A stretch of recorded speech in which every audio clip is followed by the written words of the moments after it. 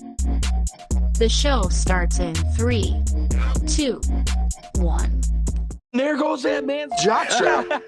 Oh my God, did you see that? America's team? Yeah, right. Oh, baby, it's a big day in sports. There's nothing like battling it out with your teammates all season long to go win a championship. Green Bay's got it this year. Huge move for them. I think it's going to be a game changer. We have a lot to talk about this busy week in the sports world. Welcome to the In a League of Their Own podcast. The In a League of Their Own podcast is brought to you exclusively by YouTube. By Golf Kicks, Screw Your Shoes. By Anchor, the easiest way to make a podcast. By Canadips, a CBD pouch crafted and manufactured in Humboldt, California. And by Streamer Loot. Check out the In a League of Their Own merch line today. Welcome to the show. Here are your hosts, Austin and Collin. Hello, everyone. Welcome to episode 103 of In a League of Their Own podcast. Today's interesting sports fact takes us back to 1913 through 1919, where the longest streak for a club scoring at least one goal in the game of soccer is at 103 consecutive games, which was set by Brazil. The next closest on that list doesn't even come close. It's not even half, and it's 43. Because soccer, it's hard to score a goal. Most games usually are 1-0, 0-0, and they netted 103 straight games with scoring a goal. Wow. Yeah, it's very impressive. Yeah, I mean, soccer is one of those sports, like you said, it's kind of hard to watch. I mean, I never really watched it growing up due to I didn't have soccer at my school, and football was kind of the thing. But yeah, that's impressive. Like the little I do know about soccer, again, how hard it is to score a goal, 103 games in a row. That's pretty damn good.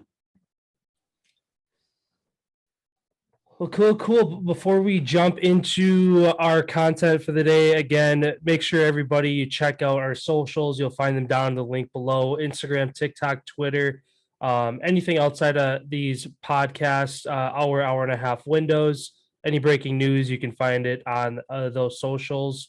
For our audio episodes, check out Google Podcasts, Apple Podcasts, Spotify, anywhere associated with Anchor. The 5-star ratings help us move up the charts there.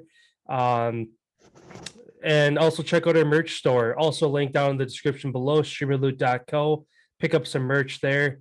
And as always, here on YouTube, if you're enjoying the content, subscribe button down in the corner. Otherwise, anywhere on the page, there's a couple different spots you can subscribe to the channel. We appreciate it. Sounds good. Yeah, so let's jump right into it since it's been a little bit here. Let's go right to the Jaguars. They end their 20-game skid with a 53-yard field goal to beat the Dolphins 23-20. I knew that they were going to end up getting a win this week. I feel like they play super well over in London, as London calls them their team. That was, I think, their 9th game played over there. A lot of Jags fans over there, and I feel like a much larger home game because there's so many more people that were at that stadium compared to tiny little stadium down in Jacksonville, Florida. So I feel like they fed off of it. They never quit in the game, and what a tremendous play for that kicker, hitting that slider and then burying that one right there at the end. Yeah, and the kicker's story, he was a software engineer just a couple weeks ago. Got the call and then said, all right, get on the plane. You're coming overseas with us in this game. First NFL game. Gets them their first win in almost a year and a half. Yeah, it's always cool to see those London games. I feel like you said, it played to the benefit of the Jags because they barely fill the stadium halfway at their home stadium. Over in London, doesn't matter if it's Jags Dolphins, which is a not very big matchup, or if it's an NFC West matchup and it's the end of the year and it comes down to who's going to be the 1 seed.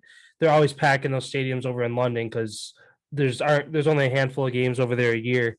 Yeah, great to see them. Trevor Lawrence gets his first win. Urban Meyer kind of calms things down, gets his first NFL win. And of course, a lot of young guys on that team all getting their first win as well. Yeah, and news did come out that he did end up taking the plane home with the team. Oh, Urban, he didn't have a bar to stay at in London. No, he didn't have his own shop house to go to.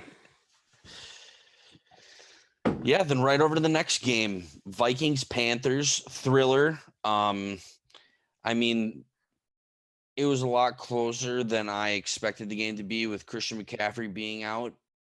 They still ended up doing a pretty good job on the ground. However, the Vikings offense really stepped up when they needed to.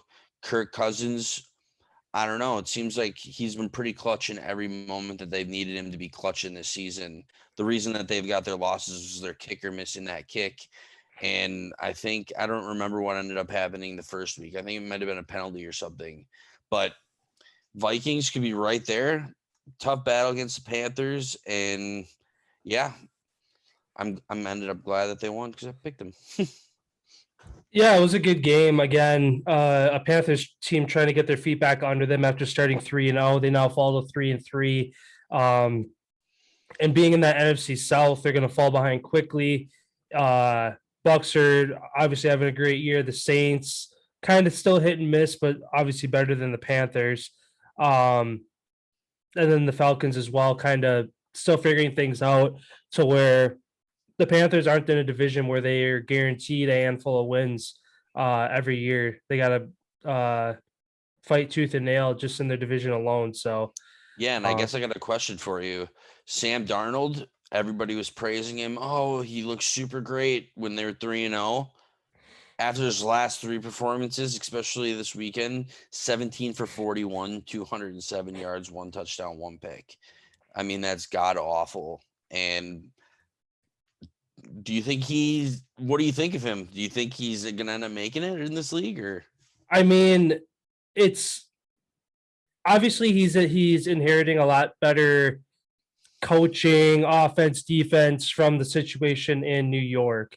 But at the same time, there's a lot of eyes on him to turn things around in Carolina as well. And I feel like much like the Panthers, the Raiders, the Broncos, all starting 3-0 and all go on 2 or 3 game skids, you look at their schedules to start playing teams like the Jags, the Texans, the Jets, all easier teams, the bottom of the league. Yeah, these teams are going to start 3-0 when they're playing these terrible teams. Now they play good teams like the Vikings. Who did the Panthers play last week? I think it was the Eagles, and the Eagles beat them. Which again, the Eagles are still hit and miss, but I think it's more or less. I mean, yeah, Sam Darnold's struggling, but it's more or less just showing the true colors of these teams that started 3-0 off to a hot start. That hey, you had an easy schedule to start. Now you're going to play some good teams. Boom. Now you're losing. Okay, like you're not as good as we thought. That's kind of the way I view the Panthers and the Broncos, for instance, as well. So Sam Darnold, though, like, do you think he's going to get another contract? I think he will. I mean, obviously as a starter for the for any team, I'm saying. I mean, for any team, I feel like he's gonna. I mean, it's hard to say. Again, if he continues to skid, probably not. If the Panthers end up the bottom of the division, miss the playoffs after starting 3-0, again, looking good against these terrible teams. And now his true colors are showing, kind of having low incompletion games, having picks, things like that, turning the ball over. It's Christian McCaffrey being out. I forgot. He accounts for like 97% of that offense. He's out of the game. That 3% is now having to be the 100%, and they struggle. And I really don't see anything good happening to this Panthers team until C-Mac gets back. Yeah, I agree. And then on the defensive side too, they lose J.C. Horn, one of their biggest cornerbacks out of the draft this year. So obviously it's due in part to some of the injuries they had. Sam Darnold, like you said, he's slipping. Who don't like? I think he still. I don't think the Panthers give up on him after 1 year. Again, if he completely tanks and starts putting up Zach Wilson numbers, maybe having 200 yards and 3 or 4 picks a game, getting back to that old style, maybe. But there's like 9 quarterbacks out of college that are coming into the draft this year that are all really good. yeah, but Darnold has the experience over that they wouldn't have. So, and I feel like a lot of times, what does it matter? Yeah, but it's also not just Darnold. Like, I mean, the defense gave up 34 points. You guys start pointing fingers at their defense too. I mean, look at the Panthers. Well, they were ranked number 1 defense after the first 3 weeks, and now they're giving up getting almost pounded. 600 yards. Yeah, so that's why I'm saying, like, yeah, Darnold's struggling, but also there's other fingers to point at aside from him, I think, as well. And I mean, there's some mistakes that down the stretch in that game too that costed them, where they only had an 11 no, that was overtime. They had 18 to Panthers 16 in the second half. The first half they only put up 10 points. The Panthers seemed like one of those teams, like when they were on their 3-game streak, they come out hot, they put up 20, 30 points in the first half, and then they slow down and just kind of run the clock and do that the rest of the game. Panthers team is not made to come from behind. So, and again, the Vikings, they're only a couple plays away from being the other undefeated team in the football in National Football League. So, yeah, I mean, I just don't see that team winning any games without Christian McCaffrey, because he's not good enough to win a game. Oh yeah, if it comes down to like a game-winning drive, I wouldn't put my money on him to lead them down in a high pressure situation. And that's what I'm saying. Like, I don't expect that he's going to get another contract to be a starting quarterback anymore, because he hasn't shown that he can do it. And it's his 5th year now. Third or fourth. He had either 2 or 3 years in New York. Because he came in with Dak Prescott, right? I want to say so, yeah. I can't remember, but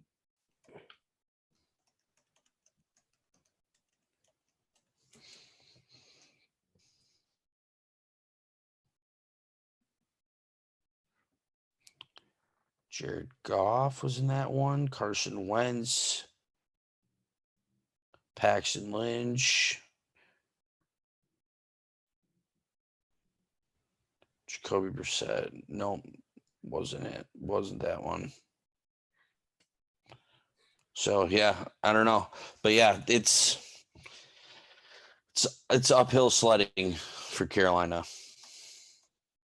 Yeah, I'm just looking. He had 3 years, 3 years in New York. This is his first year in Carolina. Oh, he was with Baker Mayfield, Josh Allen, Josh Rosen, and Lamar Jackson. Okay. And look at him compared to those guys. Yeah. Besides Josh Rosen, because you have Kyler Murray, who came into Arizona. So the other 3 are very good, and Sam Darnold is very bad. Yeah. Yeah, moving on to the next game here. Kind of expected to be one of the better games of the weekend, ended up being one of the biggest lopsided wins. Ravens over Chargers 34-6. I know both of us had picked the Chargers to win this game. Thought it was going to be a nail biter down to the end, but that Chargers offense got shut down the entire game. I totally forgot that this was in Baltimore. The change of time, when they're playing at 10 o'clock in the morning, their time, compared to normally playing at noon. They started off super, super slow, and they couldn't get anything going. It seems like they literally weren't woken up enough to be in an NFL game. Yeah, Ravens, they looked good. Yes, they're definite a true contender this season, but I don't think what we saw Sunday is what we're going to see of this Chargers team going forward, because I just don't think it's going to happen again. Yeah, and I mean, coming out off of Lamar Jackson's superb Monday night performance, pretty lackluster day, even though they got the huge win. less than 200 yards passing, and he threw 2 picks. Only had 51 yards rushing as well. So on both fronts, it makes you think if Lamar would have popped off, Ravens would have put up 50. If not more. Yeah. So I don't know. I feel like it was like a fluke game. Like you said, the Chargers go coast to coast. They're just like you said, they were just super slow. And then at that point, Baltimore, a run heavy team. Second half, they dominate time of possession. Chargers can't get the ball back, and a lot of those since the new head coach is coming to LA, they've been going for a lot on fourth down. The Chargers last Sunday only 1 for 4 on fourth down. Usually when they're 80, 90, 100%, they only convert once. So that's huge too. Given it, again, 1 for 4, if they converted all 4 times, that's only potentially 3 more touchdowns on the board. They still lose. But that was a big part of it as well. And like I said, the time of possession, almost double on Baltimore's side. So like you said, obviously Baltimore is a big contender, but I'm not like ready to put them as one of the top teams in the AFC just because I think the Chargers are a better team. They just had a really off day. I look at this game like the Saints Packers. People on the injury reserve. Yeah. I look at this game a lot like Saints Packers week 1. It was just completely lopsided, and Chargers are going to bounce back and go on a big streak, I think. Yeah, I agree the same. And then we go to the other LA team that also had to fly to the East Coast, playing the Giants. They started super slow, having 0 points in the first quarter. Then bang, they woke up and they fucking fired for 28 in the second quarter. Game over. How you doing? It literally, once they started scoring, it was the Giants literally couldn't do anything, and I ended up not even watching the rest of it. Yeah, I only switched to it a couple times here and there just to kind of see more or less how individual players are doing. One, again, Matthew Stafford, my preseason MVP prediction. He got back to his 4 touchdowns, only 251 yards on the day, not super flashy when you're looking for the 300-400 yards to have a ball out day, but nonetheless, 4 touchdowns, 22 for 28, super efficient. And they got the ground game going. I feel like this is one of the first times that they've had over 100 yards rushing in a game, that Rams offense. Since Todd Gurley was healthy when they brought him in, they haven't had a running back that has been able to consistently get them yards on the ground. And then talking about quarterbacks, Matthew Stafford, I feel like that puts his name back into the MVP conversation for the season. And on the other side, you have Daniel Jones, 3 picks on the day. That's 21 points potentially left on the board. You're in a 1-score game. I mean, I feel like that's another quarterback that I don't feel like is going to continue to move forward in this league as the talent has surpassed him. Mm-hmm. I feel like he's one of those guys definitely overstaying his welcome in New York. They've stuck it out this long. Obviously, you draft the guy super high. You're like want to change your game plan, bring in new pieces, change up things around him that try to get the best productivity out of him. But it seems like no matter what that Giants team does, 1, they can't stay healthy, and 2, they can't get the pass game going.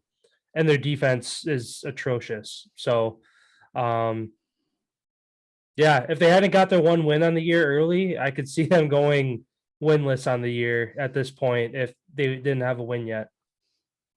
Yeah, and it's going to be interesting because I think their next game is against the Lions.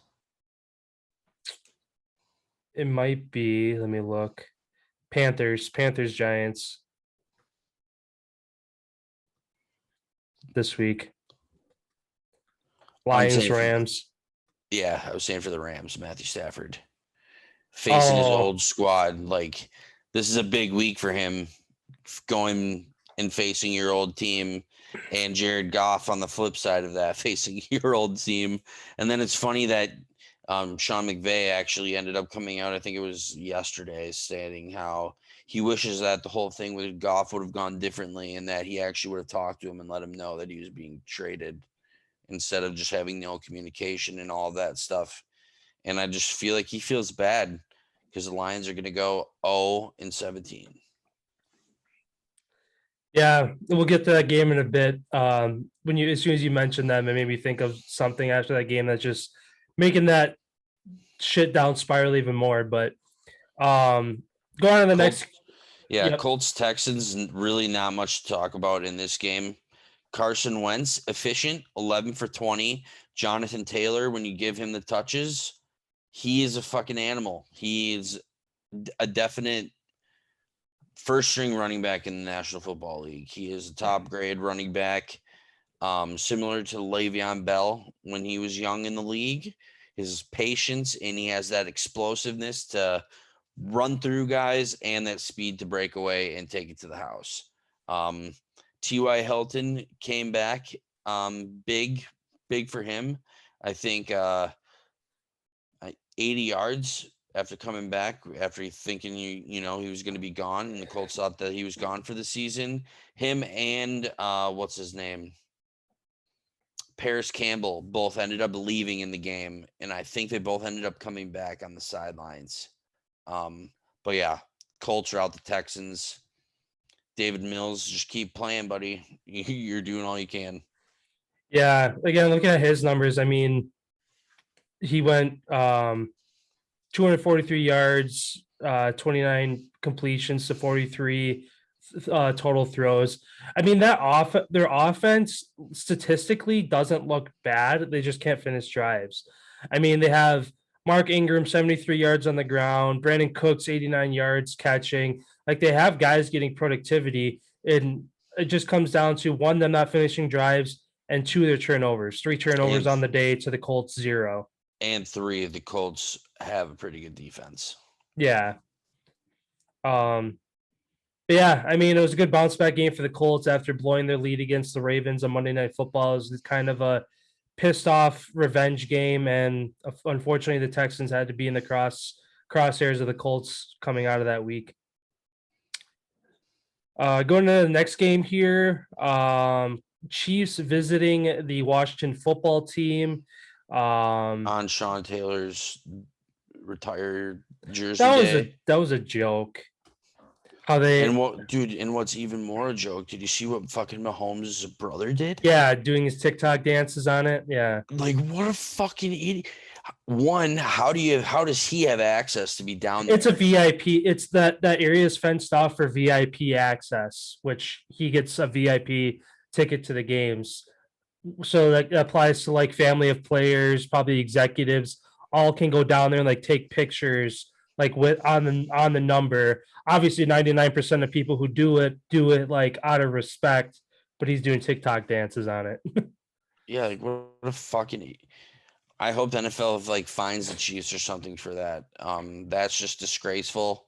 However, Chiefs looks like they found themselves in the second half. They came out with a vengeance. And whatever, I don't know, maybe it took being in the hole again to finally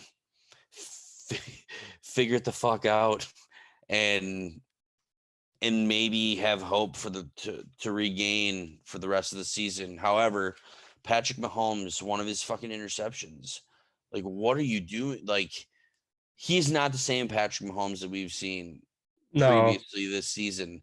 He's making boneheaded plays.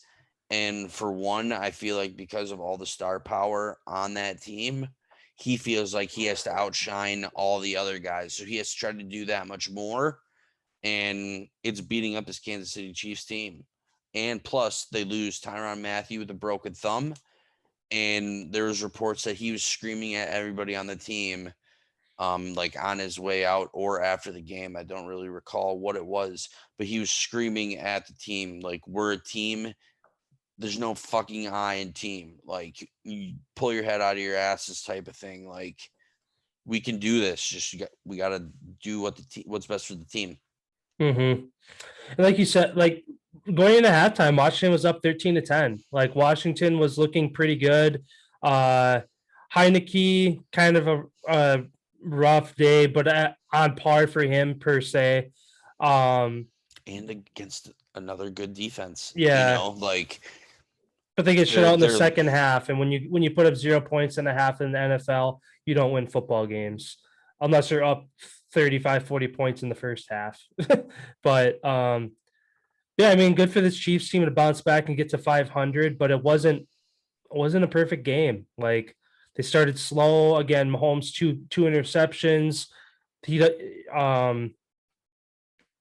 don't know. There's still a lot of people riding high on him, having him in the MVP conversation because he's Patrick Mahomes. But it's like I don't give a shit what he did 2 years ago and he did what he did last year. Like, look at what he's done this year. He's barely a top 10 quarterback. He's not a top 5 quarterback right now. I put him in the top 10 barely, but he's definitely not in the top 5. I don't think. He's third for passing yards, first for touchdowns. So like, what about like passer rating, turnovers, like that kind of stuff? his pass rating is pretty good, 103.1, which is pretty good. And he has 8 picks, which is like second or third most in the league, I think. He's tied with Trevor Lawrence for the first. Yeah. So as far as like efficiency, he's having a Jameis Winston year, most touchdowns, most picks. Yeah. And throwing for a fuck ton of yards. Yeah. I don't know. It just seems like that team finally figured it out in the second half, and that offense just looked unstoppable. Mm-hmm. Yeah, then going on to our Packers on Sunday, going to Soldier Field in the iconic 100-plus year rivalry with the Bears. Packers get the win on the road 24-14. And for those of you Bears who forgot, Aaron Rodgers still owns you. I'm sure you've seen that video. It's been everywhere of him looking up in the fans giving him the double bird, and he just blacks out and tells them he owns them. And I mean, as much as it's like a spur of the moment thing, it's right on the head. I mean, as he talked about both in press conference and with McAfee yesterday, that since Favre came in and then he like was behind him, they were in the whole double digits in that series against the Bears all time, and now they're positive like 8 or 9. So, I mean, it's been a really good rivalry. Obviously, a huge win on the road. As we were kind of talking about going into this week, Packers get the win. They take a 2-game lead on the division. They're off to the races. They lose. They're tied. Well, actually, in second behind the Bears because the Bears would have the head-to-head over them. And then the division is super tight. So, I mean, the Vikings are also 3-3. I'd be more worried about them right now than the Bears. But Rodgers, kind of a low day. Super efficient, 17 of 23. So, really high completion percentage, just shy of 200 yards. But again, against a really good top 10, top 5 Bears defense. And yet another game, Justin Fields, moments that he gets better, but then other moments that it's like, oh yeah, he's still a rookie. Yeah. I think that we got lucky catching him as a rookie early in his career, with how if that team was able to move the football when they wanted to down the field, and they didn't have a problem doing that. However, we were able to capitalize on his rookie mistakes and bad refereeing on both sides. One, we had St. Brown, that was a touchdown in the end zone. No one has any reason why it wasn't a touchdown. And then there was also a handful of bad calls, also like looking at it from the Bears' point of view too, where Fields was getting hands to the face in his helmet and no call. And it's just like, the offsides call for Fields' lone pick, thought he had a free play, launched it to the end zone. One receiver gave up, and they were on the 40-yard line. Like, that's field goal range. Yeah. And also, that's a fucking turnover. Like, yes, we played. I feel like we played okay. We played well enough to win. I wouldn't say we played as well as we did previous weeks, but it's all about getting the W, and we'll take it however we can get it. Hopefully Bakhtiari's back soon. Hopefully we start to get a little bit healthier on defense too, because we have a tough road ahead of us if we want to have any discussion of making it even to to the playoffs. It's not an easy road from here. Yeah, and then obviously looking at next week, the Packers head back home to host Washington. Again, one of the struggling teams offensively and defensively. Desperate for a win. Yeah. If it was in Washington, I'd be more concerned. Obviously the Packers should rout them, especially if Washington seems like they're a first half team. Dude. They keep it close in the first half, if not lead in the first half, and then they always fall apart in the second half where their offense can't get going and their defense gets gassed and they can't get off the field. I don't know. I mean, if Washington keeps it close, it's because of their defense, not because of their offense. Washington's going to have to keep Green Bay to. I mean, like the Bears held Green Bay to 24 points. Usually, that's a recipe of, hey, if you can hold a team to 24 points in the NFL nowadays, you have a chance to win. So Washington is going to have to match what the Bears did last week, if not do better, to give them a chance. Yeah, and then week 8, head down to the desert against what will probably be an 8-0 Cardinals team or 7-0 Cardinals team. Like Washington, and then the last week of this. So next week and then the last week of the season are 2 games that the Packers are probably heavily favored in. Every other game is they're playing a top tier team in the NFL every single week. Back to back to back to back to back. And Russell's going to be back for the Hawks in time. So this division this season right now, yes, granted, it's nice that we do have a lead early, but we can easily fucking lose that lead in a snap of a finger, and we're going to be looking at, I don't know, because Vikings play the Cowboys, which potentially could be without Dak, so that could be a win. They play the Ravens, which you never know what you're going to get. And then they got the Niners instead, which I would say is the easiest team to beat out of the West this year. Currently, I'd say the Seahawks. With Russ, though? With Russ, the Seahawks are better. But currently, with Geno, I think the Seahawks are the worst team. For 2 more weeks, yeah. Yeah. Even though they did take the Steelers a top 3 defense in the NFL to overtime. And I don't know if you had a chance to watch that game. Dude, I don't know. I could just talk about officiating for an hour. It's been so fucking bad. Oh, how the end of regulation went with that fumble? Yeah, just everything in general. Because I don't know if you got to listen to, McAfee had Pereira on. Oh, Mike Pereira. And all of NFL this year, for whatever reason, they added a thing where there's one guy who's at the stadium watching every single thing that happens on all these different cameras and everything, and in an instant can buzz down to the referee and let them know in their ear what's going on. So what's happening is referees now are fucking being lazy and not making calls, and they're relying on them to just be told what's happening.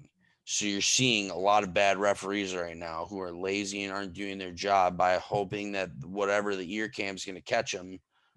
And then there's other times where he said there's like a weird system, like when they push their little thing on their thing, there's buttons. One button is to listen to New York, which is like they have to give the official whatever the thing is. And the other one is to like talk out. So he's like, you'll see him pushing different buttons and whatever, getting potentially 3 different people in his ear telling him what the call is at the same fucking time. And like, that's just got to be really annoying and hard and difficult as a referee, because they have to make a call. Yes.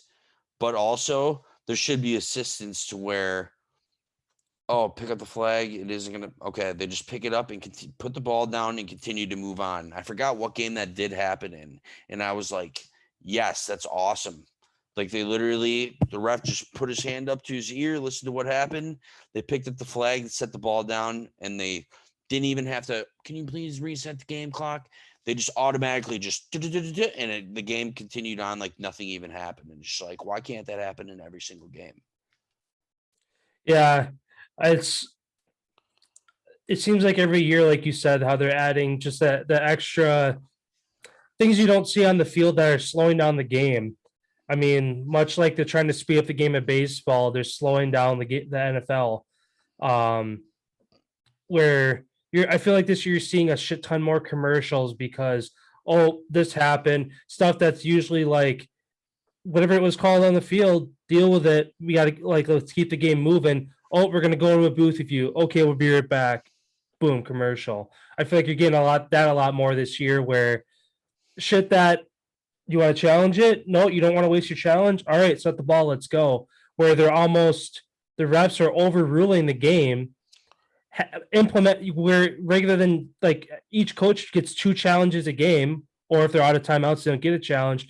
There's almost 5 to 10 more challenges a game now that people don't realize that the refs are stopping the game, reviewing something. Oh, we're overruling this penalty, or we're moving the ball back a foot or front over a foot that makes it 4th down or gives this team a 1st down. Stuff that teams would have to challenge, then now the refs are just overruling on the fly. And challenges are a lot more skeptical this year because half the time the coach is holding it, watching what's going on, and they're listening to what's going on while everything's being set up, getting the next play ready to go. And they're waiting for the ref to either stop the play and fucking do whatever. And half the time it just gets snapped and it continues. So it's like the coaches are even having to wait for them to listen to New York or whatever the fuck's telling them what's going on. And I feel like it's doing it justice to the game. Like it should be put in the referee's hand. And if this person, New York, can help assist, they should help assist, but they shouldn't overtake the game, like you stated. Mm-hmm. And a lot of things too, you see a controversial play happens. Let's like everybody hurry up to the play, quarterback's under center, look into the sidelines, making sure that the ref isn't running down the line of scrimmage, trying to blow the play dead. Like you see that a lot where he's like, shit, give me the ball. It's like because he knows that as soon as that ref waves his hands and comes running down the line of scrimmage, fuck, like game stopped. Like, yep, once the whistle goes, it's over. And that hurts the offense a lot more than anything. Yes, it's giving the defense a breather if the offense is moving, but also it's hurting the offense that if they're moving down the field, they're doing tempo, they're not huddling. Boom, you got to stop. Let's go to commercial break, come back in 5 minutes. On a crucial 3rd and long, boom, turn like 4th down because you just took the momentum away from that offense. It's just like, I understand they want to get a lot of things right, but they're trying to play God too much where it's like, don't have refs on the field at all then. If the guy upstairs is gonna control everything, don't have guys down on the field. Have one guy down there for the down marker to watch holding and offsides and false starts. Have one guy to set the ball. Rest of you go home, watch the game because we don't need you anymore. Like it's just ridiculous what it's getting to. But yeah, and then hopping over to Cincinnati and the Lions. What was that you had? Once we brought up the Lions, what were you going to mention? After the game, Dan Campbell talking about Jared Goff, singling him out, saying, he needs him to step up more. Your team is winless. You're like, I feel like as a head coach, as a leader, it's your responsibility to say we team, put the blame on himself. Like, rarely do you see, like, that's the first time in a long time I've seen a coach call it his QB and say, like usually, like broadly, they'll refer to the offense like we had too many turnovers. You go look back at the turnovers. Oh, the QB had 2 or 3 interceptions on the day. That's nonchalantly like saying, oh, our quarterback had a bad day, but like saying our offense had a bad day. Like, and then afterwards, the next day in a presser, they asked him about Matthew Stafford's success in LA. He's like, oh yeah, he's doing really good. Like over there, it's like, so like one day you throw your quarterback under the bus, and the next day the quarterback you used to have, you're giving him high praise. Well, it wasn't his court because he wasn't the coach, but yeah, I don't disagree with what he said. Watching that game being managed, look at how many times the Detroit Lions have been in there at the end of the games. And you look at the games where they've been in the games, Jared Goff's thrown for 3 touchdowns. His pass rating's been over 100. Look at it when they fucking stink. 0 touchdowns and a pick or 2 picks or 3 picks. They can't move the ball. And it's on your quarterback to do so. Like, you can't run the ball all game. And they only had like 36 yards running. It's like, you got to pass. When you're down that much, you got to pass. That's your quarterback. I feel like that's another guy that's on the hot seat. Yeah, I'm not saying it isn't Jared Goff's fault, but it's just like when your team's in disarray and then your head coach singles out your quarterback and says, "Hey, you suck. I need you to do better." Like, Tell him what he wants. yeah, I mean, he can do whatever he wants. He's the coach. It's just like you don't see that. Like, you don't see. He's a hardcore motherfucker, dude. Yeah. Oh, but you look at Jacksonville, Urban Meyer's, and like, oh, Trevor Lawrence sucks, and like Zach Wilson sucks, or Well, Urban Meyer doesn't even watch half the games because he's fucking bent over, just looking at the goddamn ground, closing his eyes, hoping that he hears the crowd cheering. But yeah, I mean, it's his coaching style. He can do whatever he wants. He's in the bucket of 1 out of 32 coaches who's doing it that way. Which, I mean, I guess if you're 0-6 and you've been, I mean, yeah, like you said, he's a raw dude. He seems high energy. Maybe there's 2 ways to go. Either step up the energy more and like get more hardcore, or pull back the reins a little bit. And I feel like it looks like he stepped on the gas instead of the brakes. Because looking at the previous Matt Patricia seems like a super chill, just like analytical guy, like locked in. And it seemed like he was throwing games, dude. It seemed like he had no fucking interest in what he was doing with the Detroit. Yeah. Sat there with his pencil in his ear and just kind of was like, yeah, I'm here just watching NFL games. And then the second he gets a chance, he goes right back to New England. It's just like, I don't know. It seems like, and I don't know, people say it, the Lions are cursed. Like, Sanders at this leaves point in his prime, Calvin Johnson leaves in their prime, and they fucking stink. And they can't get any success coming. Like, how many head coaches have they had? Like, it's like a revolving door, and nobody can get it going. And then you look at, oh, maybe it was the quarterback. Flop quarterbacks. Oh, it wasn't the quarterback. All right. Keep changing coaches. Well, it's not the fucking coach. Mm-hmm. Something's got to happen along the lines of, granted, they are really young right now, and they did make a lot of good draft picks. So, I mean, who knows if you're 0-6, fuck it, floor it, dude. Like, get everybody who doesn't want to be there as hardcore as you want your team to be there, get them out.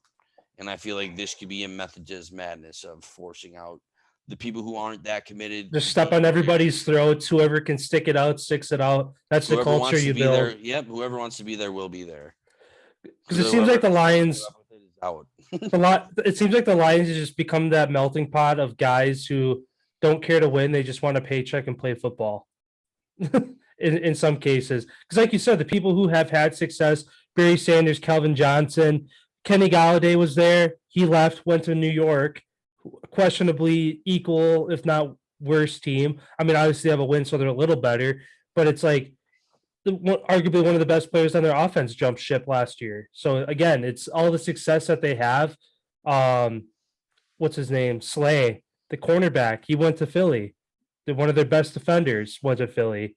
Ndamukong Suh, he's down in Tampa.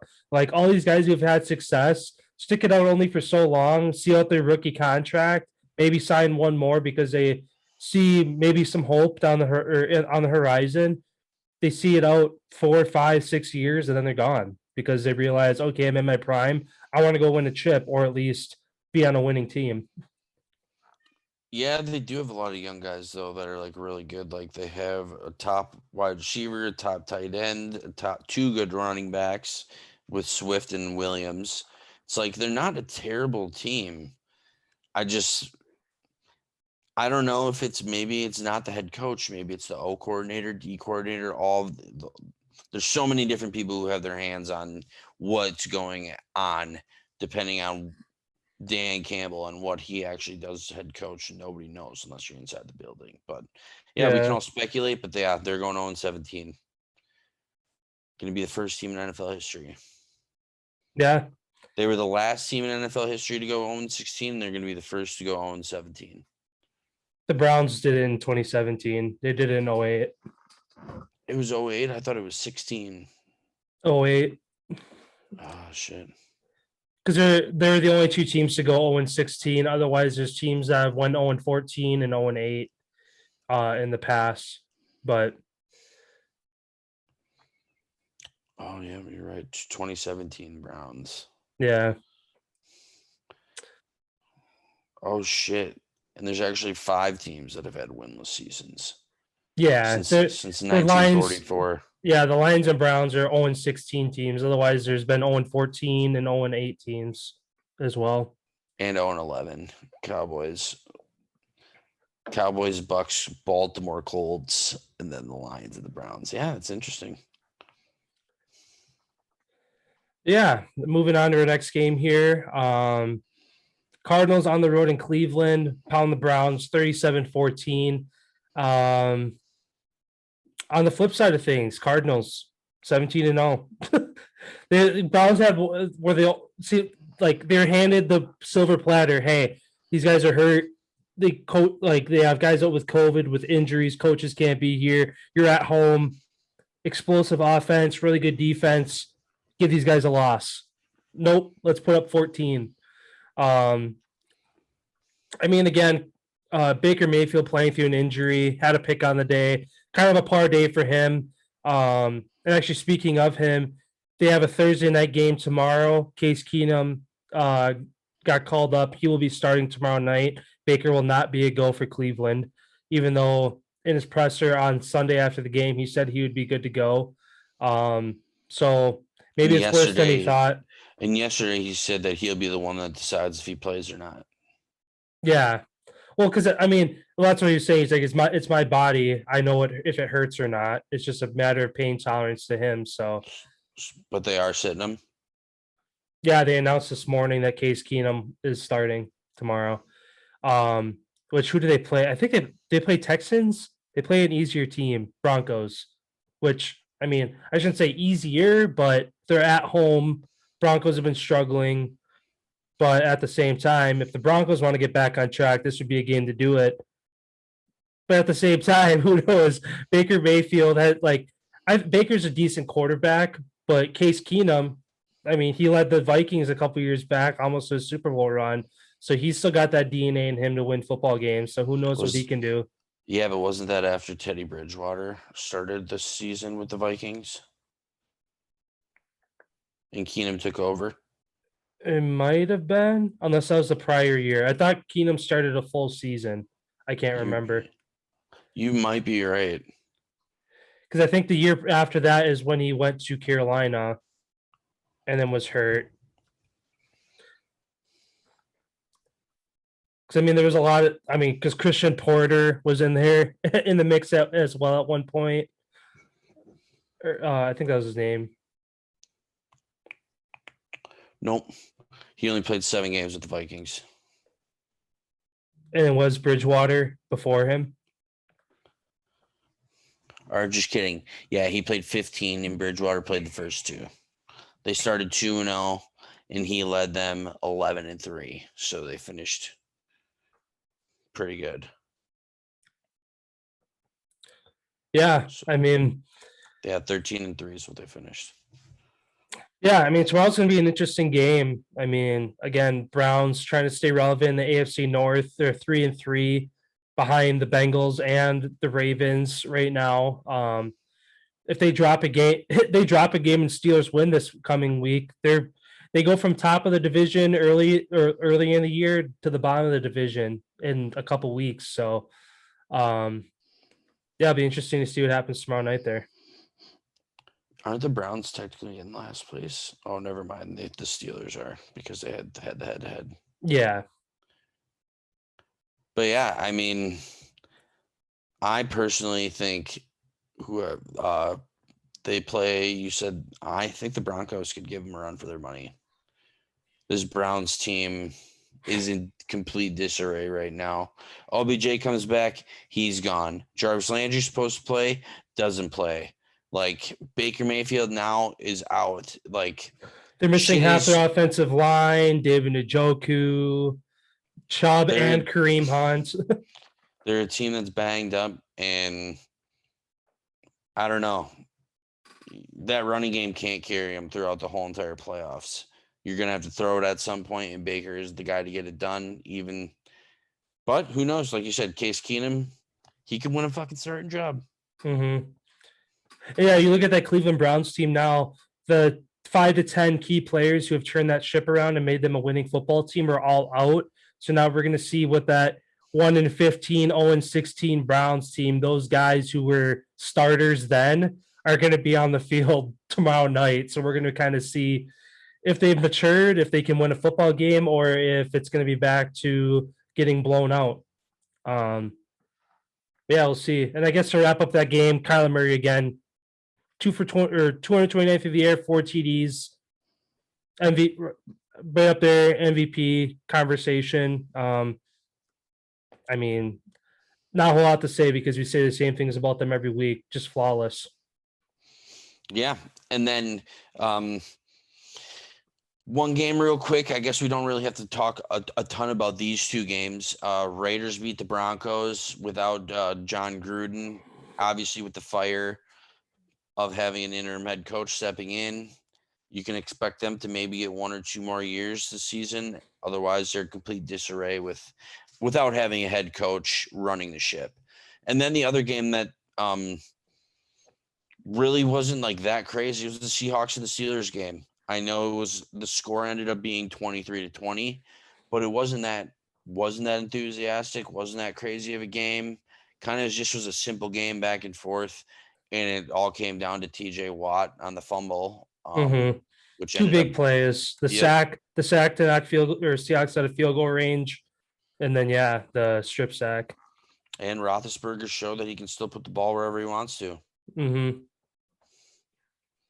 Yeah, I mean, Steelers, good for them to stay relevant again in the AFC North. Bengals and Ravens again at the helm of the ship there. Just trying to stay relevant. And then to the game that everybody wanted to watch, the Cowboys and the Patriots. Dak Prescott showed up, showed out. He played very well. Mac Jones showed up and showed out, played very well. Patriots lose. They have a very good team, this Patriots team. Granted, they're 2-4. I feel like they're just finally catching their stride. Mac Jones is now entering his 7th career game this coming week in the NFL. He's a hell of a quarterback. They finally have a running back with Damian Harris being healthy and being good to go. Look out for this team. Mm-hmm. I feel like they're going to make a push. Like you said, they're 2-4, but if there's any silver lining, they're the best 2-4 team in football right now.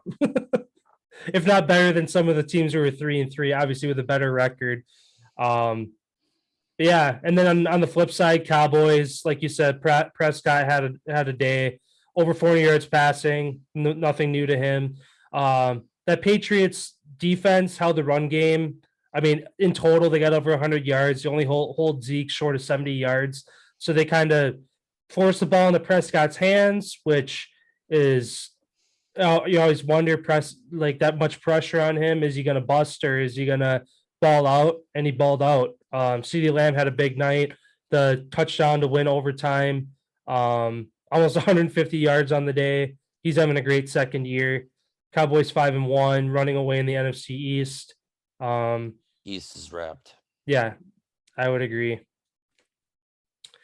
And then our last game of week 6 here on Monday Night Football, we had the Buffalo Bills on the road in Tennessee. Tennessee squeaks out a nail biter 34-31. A really big back and forth game. Josh Allen balling out through the air. Run game was nowhere to be found. Derrick Henry did what he did. And surprisingly, it was not the Bills defense, but the Titans defense that stood the test at the end to get the dub. This Titans team showed that they have what it takes to fucking lock it down when they need to lock it down. Granted, Josh Allen's foot slipped on that play to get him for that first down. But if you really look at it, there was a fuck ton of Tennessee Titans players pushing back the other way too. So it wasn't a for sure that he was going to get it. Granted, he did slip. And Josh also, Allen's turnover killed them. Without that turnover, same with Tannehill too. You take away Tannehill's turnover too, and Titans win by an extra touchdown. You give it to the Bills, and the Bills win by 3 points or 4 points. Derrick Henry does what he does. Second half is his fucking wears teams down, and he still got the stamina and just goes. I forgot they showed his last stats over his last 5 games, and by quarter, you mean like or for Yeah. the season? It's like 3.2 yards in the first, 3.7 in the second, and then like 4 in the third, and then like 5 or 6 in the fourth quarter. Just goes up a yard or half a yard or a yard and a half every quarter. Which I mean, you got a 250-pound dude, and on that his long touchdown run in that game was like 21.8 miles per hour. He was clocked at the fastest speed ever by a 240-pound running back, and the fastest speed clocked so far for the NFL season. The dude's just a monster. Yeah, I mean, MVP. Yeah. I mean, if there's a non-QB to do it right now, You have to think he's on pace to do something that we haven't ever seen before. If he can continue to do it. Without the extra game, like in a 16-game season, he's on pace to break a shit ton of records. With that 17th game, yeah, it might be a knock against him. Oh, blah, blah, he's got the extra game. Fine, take out that extra game. Through 16 weeks, what numbers does he put up? And he's on pace to do a lot of great things with it. Mm-hmm. And I guess with that last fourth and 1, too, when the Bills went for it, that I completely forgot about until after the game. They were talking about it. Pro Bowl left tackle Tawan goes down in the game with an injury, and that's concussion. Yeah, and that's that tackle is who got blown up in that 4th and 1. That whoever that defensive lineman was on the Titans got through him, which again, I mean, Lawan is on the Titans. No, who the announcers fucked it up. The commentators in the game literally fucked that up. They literally said the wrong guy. Yes, they said the wrong guy on the wrong team, and everybody. Oh yeah, that's was right. Commenting. Everybody was commenting about it, being like, "Do these guys know what they're doing for their job?" Yeah. And that's probably why you're confused. Yeah, that is. Yeah, duh, Lawan. Yeah, he's on the Titans. That's funny. Yeah, duh. I didn't think about it till, I mean, I saw something about it and I was like, oh yeah, I didn't think about that. I literally spent 5 seconds thinking about it until I just brought it up again. It's like, oh yeah, that guy's on the different team. But again, that Monday night broadcasting crew, I mean, they just changed it this year, and compared to CBS, Fox, like they're definitely coming last as far as the commentating crew for that. But yeah, a lot of great games this week. I guess to kind of wrap up the NFL with some injury news. Vikings plays Patrick Peterson on IR with a hamstring injury. So big part of that Vikings defense. He's done a lot of great things for them. Kind of taking some of the pressure off of Harrison Smith that he has to make less plays. So we'll see if the rest of the defense can kind of step up there. That rookie that stepped in for him did a hell of a job. Yeah, he did. And then, as mentioned before, we're talking about the Browns game. Kareem Hunt put on the IR with a calf injury. Both him and Chubb both out with calf injuries. Chubb looking to be back in a couple weeks. Hunt just got put on IR, so it'll be at least 3 weeks for him. Buffalo Bills tight end fractures his hand in the loss to the Titans. That's a huge loss. Dawson Knox, yep. Oh, shit. And also one key signing today, Green Bay Packers pick up Whitney Merciless. Oh, yeah. We just picked him up from the Houston Texans after reportedly he declined more money from 6 other teams to join the Packers defense for less money. So he wants to be here. He's played 6 games so far this season for Houston, 3 sacks, 4 tackles for a loss, 3 QB hits, and 12 tackles. So he's continuing to get it done. It's another vet that we can add to the squad for some depth in the postseason. Love the signing. Yeah, I completely forgot about that. I saw that he was they were shopping him yesterday, and like you said, whatever other 6 teams, the Packers were kind of the the seventh team in line, where they just kind of came out of nowhere. And obviously, it's great to see again a guy wants to take less money to come to a team where he knows he's going to get the reps because our linebacking core is hurt. But the Packers are also 5-1, so he knows he's coming to a good team. So, wonderful to see him this weekend. Again, most guys that we pick up midweek sit out the first week, and then they come out in the following week. So we'll see. But yeah, and last thing that's going on is the NFL is proposing changes to the $1 billion concussion settlement that they got a suit, saying that they're going to fix race norming, which everybody knows. Don't believe it till we see it, but only 30% of all the funds have gone to African American players, and 70% has gone to white retired players. So they're hoping to even that out, and won't believe it till I see it. yeah, again, one of those things. NFL, they can say whatever they want to get the clicks and make themselves look good. But like you just said, believe it when we see it. Yeah. Then over to the NBA. I had a couple more things quick before we. Lamar Jackson with the win over the Chargers Sunday sets a record for most wins for a quarterback under age 25 with his 35th win. He doesn't turn 25 until January, so he can kind of set the bar high, even higher, with possibly over 40 wins before he turns 25, which would be great for him to do there. And then the last point of news is that Cam Newton is eyeing a return to the NFL after he just recently got vaccinated. And supposedly there was talks between him and Seattle after Wilson's injury. Obviously they didn't go through it, but he got the call and there was some talks there. So whatever happened, maybe he wasn't vaccinated yet and they said, no, you're not vaccinated, or if it was other things, but just recently got vaccinated and now he's waiting for another call, I guess. Yeah, we can move over to the NBA here then. What's the latest over there? The Bucks unveiled their championship banner last night en route the Brooklyn Nets. Bucks look like a freaking scary good team at moments when they're all clicking on the floor. Granted, it's game one. We had a lot of extra energy because we were at home court. Our fans were there. It was a big moment. People were saying it was the highest priced opening night game in NBA history due to the ticket sales. So great to see the Bucks win. I'm glad that they ended up getting a win. It was also nice to see Kevin Durant and James Harden on the other side doing what they do. It's always fun to watch those guys play. And yeah, that's kind of all I got to say about that game. Yeah, Giannis and KD both dropped 32. Grayson Allen came up clutch with in some of the moments where basketball is a game of runs, to where it seemed like he came up with clutch baskets from the corner, from deep, in moments to get the Bucks back on track on some runs.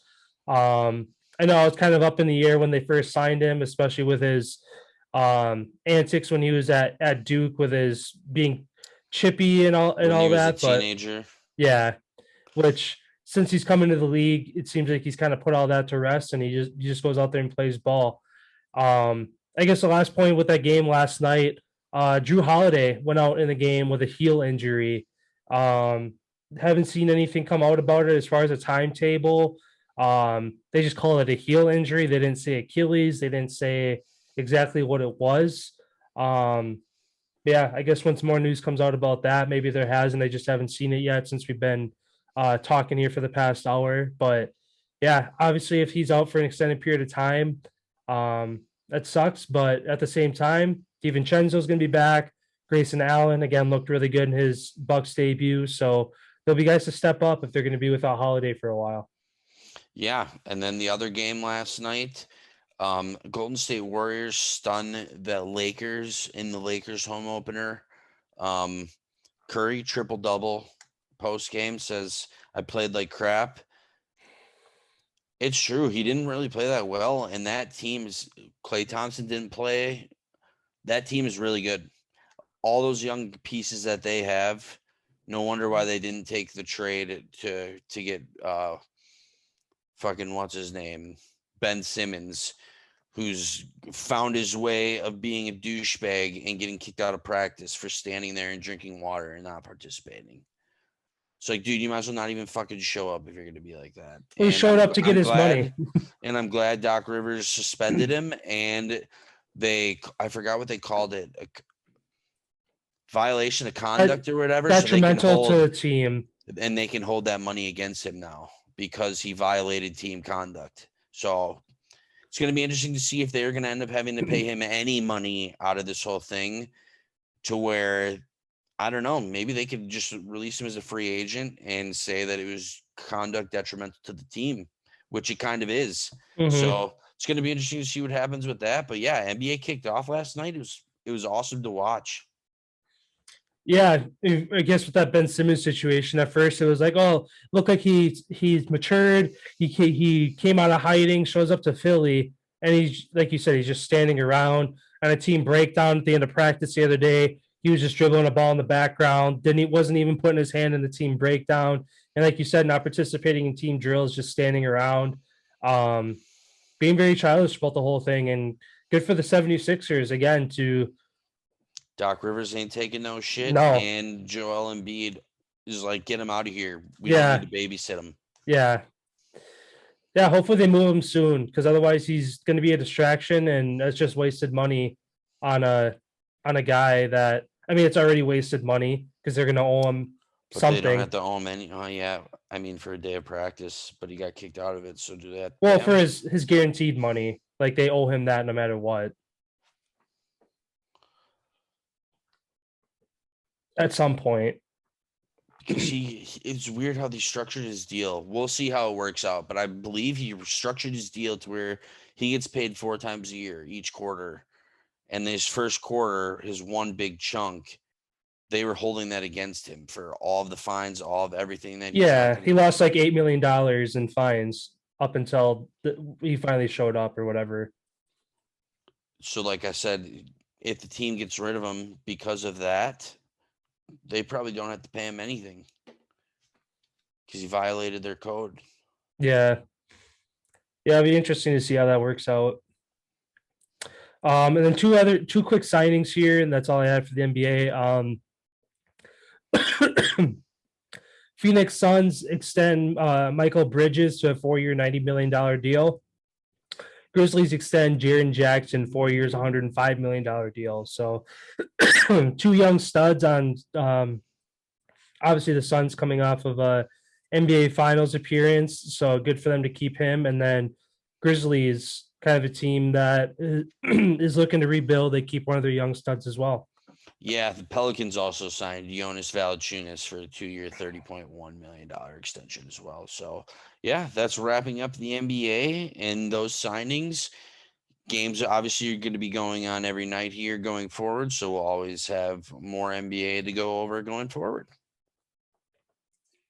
Sounds good. And I guess over to the WNBA, that season wraps up. Obviously, we don't talk about them a whole lot, but season's done, so giving a quick shout out to Candace Parker and her return to Chicago to lead the Chicago Sky to their first franchise title in that team's history. So great to see that. What was it during? It was during the Bears Packers game on Sunday was when this happened, and they packed that arena, which was amazing to see.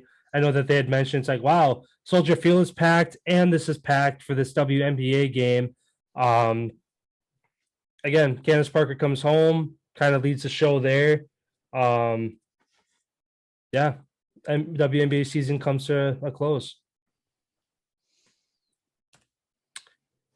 Heading over to the Diamond here then. For some baseball talk, the Atlanta Braves took a 2-0 series lead over the Dodgers over the weekend with back-to-back walk-offs to end each game. Last night, Dodgers rallied back to a 6-5 win behind a 3-run home run shot from Cody Bellinger. Mookie Betts walk-off hit. Or Yep. It wasn't a walk-off. Yeah, it was a walk-off. No, it was in the 8th. Yeah, it was in the 8th inning. Good for the Dodgers to kind of keep in that series. They drop into a 3-0 hole. They have to win 4 straight games. With the Braves having home field advantage would be tough.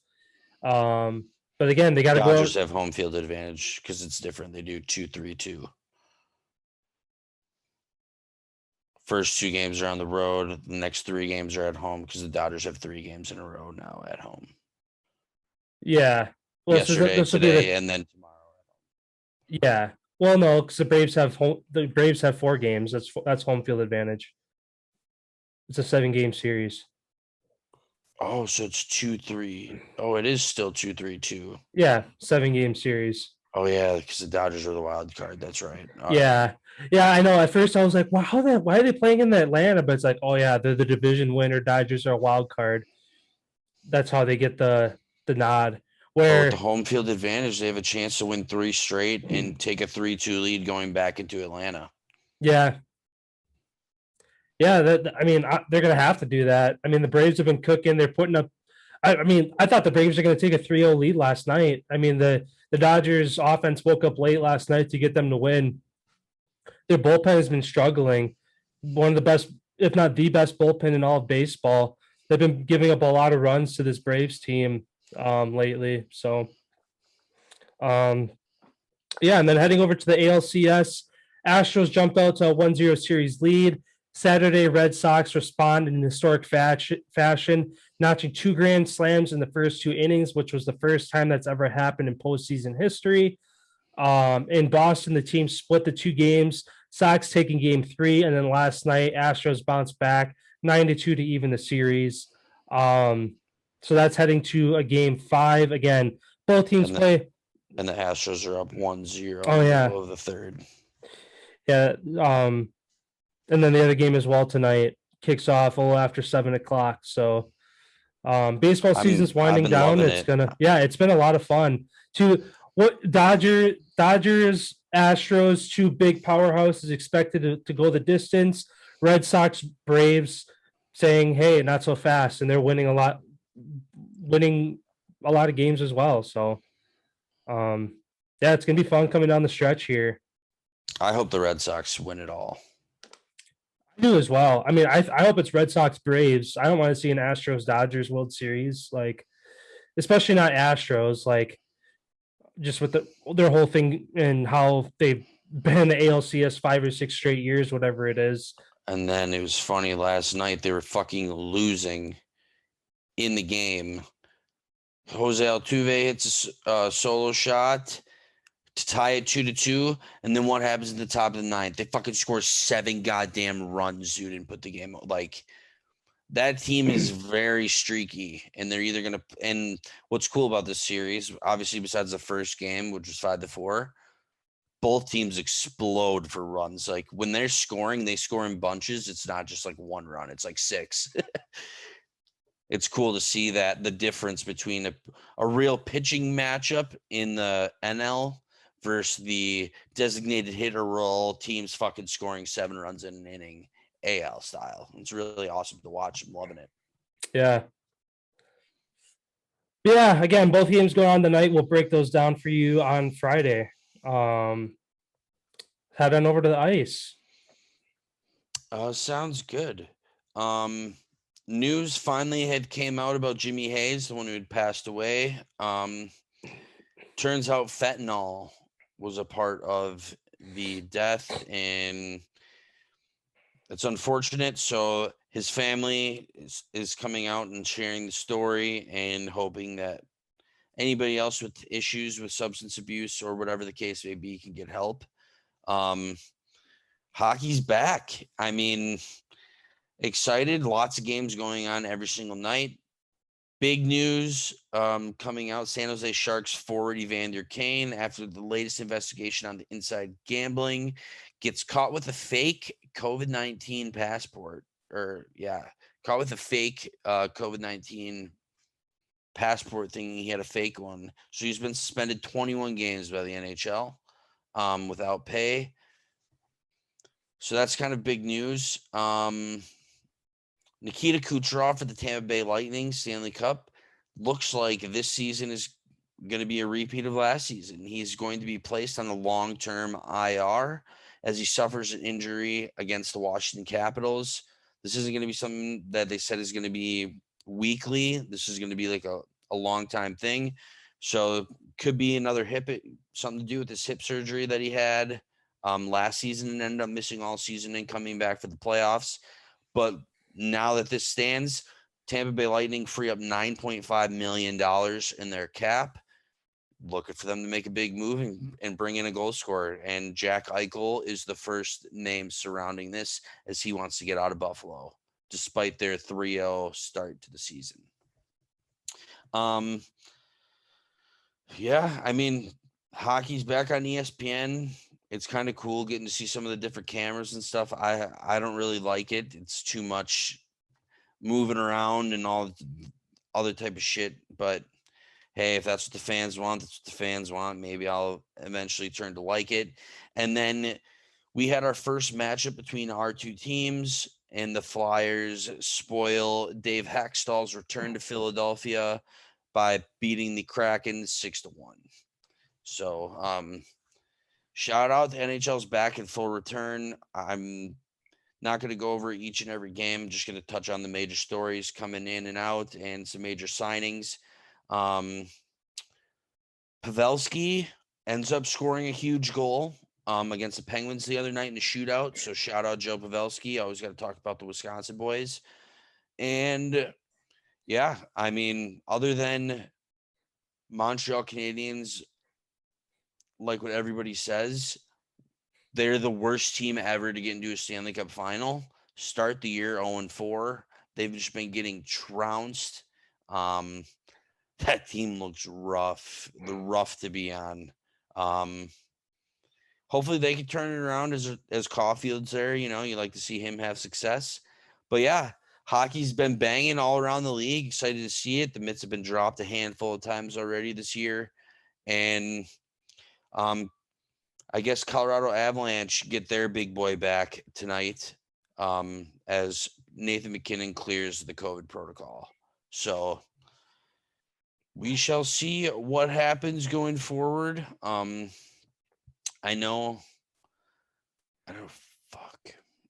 got to double check this. I think the Hawks ended up. Oh, never mind. That was the Islanders. All right. I mixed up a couple things. Sorry about that, folks. But yeah, that's all I got about the NHL. Sounds good. Heading over to the college world here for some football talk. Our Badgers beat Army 20-14 to get back to 300 on the year. Georgia stays perfect back to 300, 500. 500. They're 3-3. That's what I threw that in there by accident. Georgia stays perfect in a 30-13 win over Kentucky. Purdue big upset in the Big Ten world. Upsets number 2 Iowa 24-7. And guess who plays them next? We do. Yeah. Well, they're what are they, 20? I think they're 25. They're ranked number 25 now. So that team's is very good. Yeah. I watched that game. They have 3 quarterbacks that play. They have different sets for all of them, and they fucking stomped Iowa. Like, no offense, Iowa, you're a great football team, but Purdue handed you your shit. Mm-hmm. Yeah, I was just because I think Purdue is ranked 25 now. So if Wisconsin can get the W this coming weekend, that's their chance to get back in the rankings if they can beat number 25. They should be ranked though at 4-3. Well, what is Purdue now? 4-2, 5-1. 5-1, I think.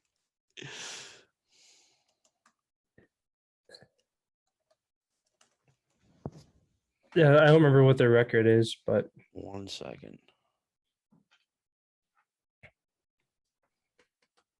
4-2. 4-2. So, yeah, and I don't know. And they're undefeated in the Big Ten. Yeah, I don't know. I guess if Wisconsin gets the win, they'd have to get some help and have to have some top 25 teams to lose. But like you said, I don't think they should be ranked. I mean, at the end of the year, they'll probably get some random ass bowl game that they'll make up for them that they're going to have out. They're going to build a stadium for them out in Wyoming and have the Yeehaw Bowl or something so that they can play somebody. But yeah, they got the win last weekend. Go Big Ten though. We still got 4 teams in the top 10. Yeah, 5. I was going to get to that in a little bit because I was kind of blowing my mind how that's all going down. Alabama bounces back after the upset to Texas A&M. They rout Mississippi State 49-9. Oklahoma State stays undefeated 32-24 over Texas. And Oklahoma answers the QB question, starting freshman Caleb Williams as he leads the Sooners to a 52-31 win over TCU. I know we talked about this a couple times off podcast, but what do you think is next for Spencer Rattler? I think he sticks it out, stays committed, and enters the NFL draft after this year, like he already said he was going to do. Sounds good. And then, getting into the Big Ten here, AP polls updated on Monday. Ohio State moves back up to 5, right behind the Michigan 6, Penn State 7, Michigan State 9. So as you mentioned, we still have 4 teams in the Big Ten. It's funny how fucking Ohio State's 5-1, and Michigan and Penn State are 5-1, and Michigan and Michigan State are undefeated and they're below. Yeah, like it doesn't make any sense. But time will tell as they all play each other here in the coming weeks here, because they're all in the fucking East. Mm-hmm. That's why Wisconsin has such an easy path besides Iowa, obviously. And Purdue now is obviously an up-and-coming school. The East is a trench fall. And I hope a Big Ten team ends up pulling it out. And look who's still up there. Cincinnati. Yeah, they move into number 2. That's their spot. They're in, dude. They're in. Yeah, so long as they stay undefeated. I mean, and they don't play. Coastal Carolina is going to be the only team that they play, but they're 14th. Yeah. So they just got to hope for Georgia to slip up in like the SEC championship, maybe if they lose that, and Cincinnati stays undefeated, wins their conference championship, they could be number 1. How can you put it on? How do you put a 1-loss team? Yes, if it's to Alabama. But nonetheless, undefeated is undefeated. You got to put them at number 1. But yeah, we'll see what happens with that. And then two more points in the college football world here. One being LSU head coach Ed Orgeron will not return after the 2021 season, following their win over who they beat. I think it was Florida this past week. They met with the coach, and both sides have come to an agreement that they'll let him finish out the year, but they will be moving on afterwards. Orgeron was asked if he'll be coaching in the 2022 season. He said no, he will not. So it looks like he's going to take some time away. He wants to watch his kid play, which, for those of you who don't know, his kid plays for McNasty State or McNiffy State that they played earlier in the season. So I know that obviously being a coach and coaching your own team, you're not able to watch your kid. So I know that he finally wants to be able to do this before his kid's career could potentially be over. Yeah. So, I mean, great career there. Obviously getting a championship a couple years ago with that team with Burrow and Chase. I guess the only controversy kind of left with him is his sexual assault scandals. That's still going on for him, which I completely forgot about until Ed Orgeron. Supposedly he's got some sexual assault scandals that he's been avoiding and not handling very well, which I didn't even know that this was going on until they mentioned it, and I looked into it a little bit, and it's one of those stories that's starting to develop, but from what I could see, it doesn't have a lot of traction yet. So now that once the season's wrapped up, if he's not coach of LSU anymore, kind of takes that immunity away from him, and maybe that gets settled finally. So who knows what's going on with that? And then the last one, going down to D3 in our state of Wisconsin here, a funny clip that has kind of gone viral. Lacrosse in Platteville ends with Platteville losing 24-23 after their quarterback in field goal range goes to the clock's running down like 5, 4, 3, and instead of spiking the ball for the kicker to come out win the game, he knees it. Complete mental error. Everybody's scrambling. They go to try to spike it, and clocks at zeros. So I've seen it. I've seen it on ESPN, CBS Sports. I've seen it kind of everywhere. So thought to give mention of it, even though it's kind of a blooper. It's in our state, so I thought it would be fun to mention. And then I just have one thing about college sports world. The Wisconsin Badgers women hockey team still number 1, undefeated, 8-0. Let's go. How are the men doing? No idea. Their seasons go on at the same time, don't they? They're not in the top. Yeah, they're not in the top 10. Let me look really quick.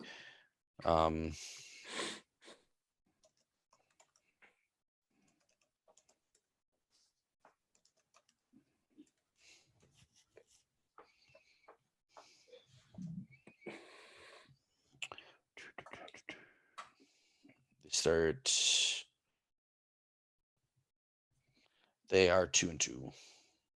Okay. Lost to Michigan Tech. And of course we beat Army. Army has a hockey team. Yeah. Then we play St. Cloud State, which is probably going to get smoked. Michigan, which is the number 1 team in the country, you're going to get smoked. You're going to play Minnesota, which is number 3 in the country, you're going to get smoked. Even uphill battle until we play Clarkson, which that isn't even a pushover. I bet the U.S. under 18 team beats the Badgers and play an exhibition December 2nd. Those are always cool games to go see. But yeah, Badgers men's hockey. I hope you guys have a great season, but it's gonna be a tough one. As Michigan is so fun to watch. They literally have 9 number 1 draft picks on their fucking team. Or 9 number 1 first round draft picks on their team, which is fucking insane. They just lost 2 of them this past year, didn't they? As well. No, they got 2 more. 2 kids were drafted and they chose to stay at Michigan. Number 1 pick, Owen Power. Oh yeah. He chose to stay. And then there's like 5 or 6 other kids that were all drafted in the first round that all decided to stay. Oh, okay. That's what it was. They had like 7 first round draft picks. I mean, if they all realize, hey, let's stick it out one more year, go win a chip, and then let's go to the NHL. Even though there's some kid from Arizona State hockey who's leading the Hobie Baker conversation. He's got like 27 points in like 4 games. Oh, okay. He's been lighting it up. So yeah, we'll keep an eye on that. But thank you everybody for stopping by. We know it's been a little while. Hope you guys all had a great hump day, and we will catch you guys on Friday. See you on Friday.